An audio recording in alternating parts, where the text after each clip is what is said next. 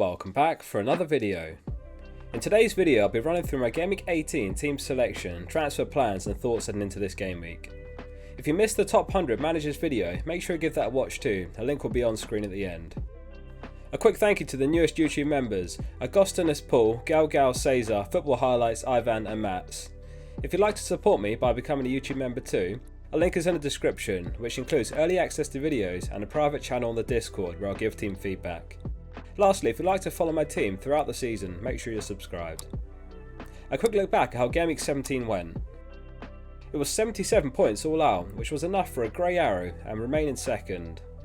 We're actually tied with first place, but the tiebreaker is transfers made, and I've made one more transfer than them. It was an enjoyable end to the game week as all the players returned and Trent scored an absolute worldie. Salah returned for the 15th consecutive game, which is joint with the record set by Vardy. It was certainly a roller coaster game week though, after the Burnley vs Watford game got unexpectedly called off. There has already been 5 further fixtures postponed, so 10 teams have a blank in Game Week 18. It looks like Game Week 18 will be a real mess and difficult to field 11 for many of us, and we may well get further postponements or players out with COVID. There's even been question marks as to whether the league will be suspended entirely considering the current state of play. For now we're ranked 2 and the pressure is on to the Game Week 18 team selection. Ramsdale starts in goal, who kept his 8th clean sheet of the season in the 2-0 win against West Ham. He only had to make a single save, so it was a quiet day between the sticks. Since Ramsdale came into the Arsenal team in Game Week 4, only 4 players have managed to get more points, and no team has more clean sheets. Trent starts for the fixture against Tottenham. Tottenham will no doubt be raring to go after having their last 2 games postponed, and Conte's been reportedly doing some double training sessions. They'll be well rested while Liverpool play away off the back of 2 games in the last week. His goal against Newcastle was sensational and he's now on 2 goals and 7 assists in 15 games. He's also outscored Salah for points in 4 of the last 5 games. James starts for the game against Wolves away. Tuchel confirmed before kick-off last game week that Lukaku, Werner and Hudson-Odoi were all missing from the squad with COVID, and Chilwell, who's injured, also returned a positive test. James looked very lively last game and had a big chance which he put wide, but he did get the assist from Mount's goal. We've discussed his significant drop-off recently, so we'll hope he's starting to hit some form again over the next few.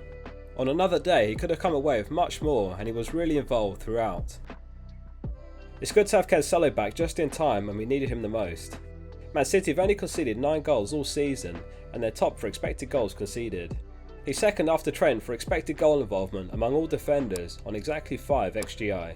Newcastle rock bottom for expected goals conceded, so we'll be hoping for some involvement from Cancelo offensively too. Alonso completes the back 4 for the Wolves game. Over the last 4 game weeks, Wolves are second bottom after Burnley for expected goals on just 1.89 XG.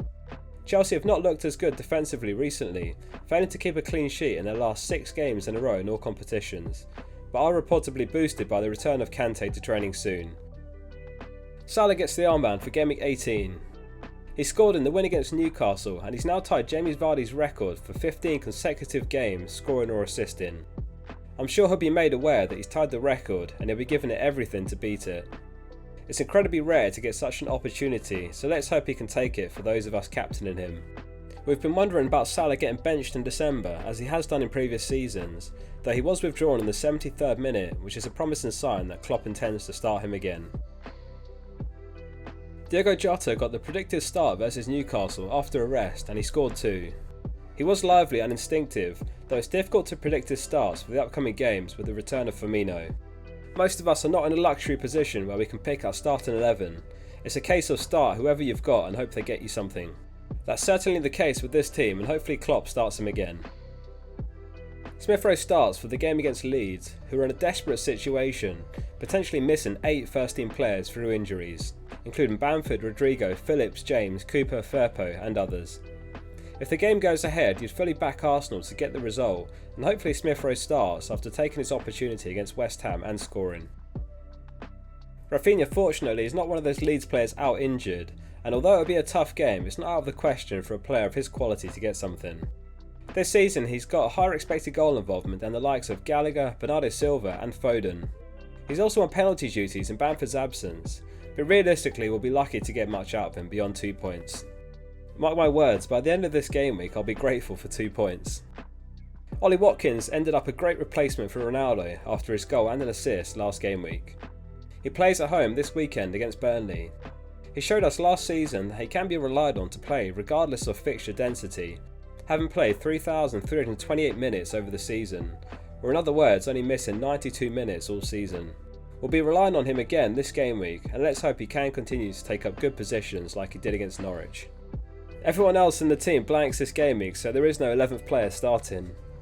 In terms of transfers this week, it's too early to commit to a move due to the constantly developing situation with players getting COVID and fixtures postponed.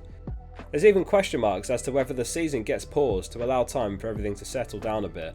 The Premier League clubs are reportedly pushing for a break, while the Premier League statement is, while recognising a number of clubs are experiencing COVID-19 outbreaks, it is the league's intention to continue its current fixture schedule where safely possible.